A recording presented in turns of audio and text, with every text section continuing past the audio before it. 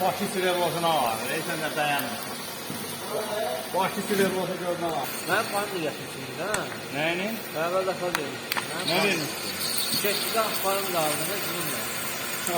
Fındık dediğim çeşitden kaç. Şimdi şimdi.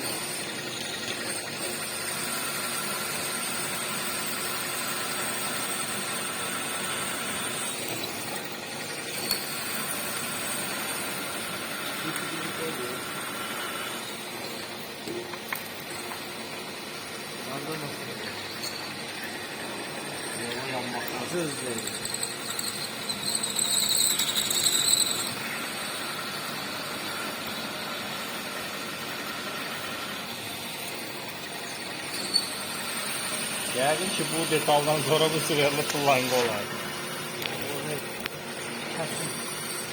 Böyle tüskürürsen. Evet, o kadar elə tüskürüyorsun. Dur lan. Sen oku batırdı yani. Sana bu batır diyemezsin de. Ne oraya? Sana bu batır diyemezsin de. Bunu kesin. Onu kesmeye var, bu kes. Ve boycuna bak. Ya var. Şerli. Bunu verip bize denesin, gör, 5 tutara bilərsən. Mahədi, bu qoyunlara.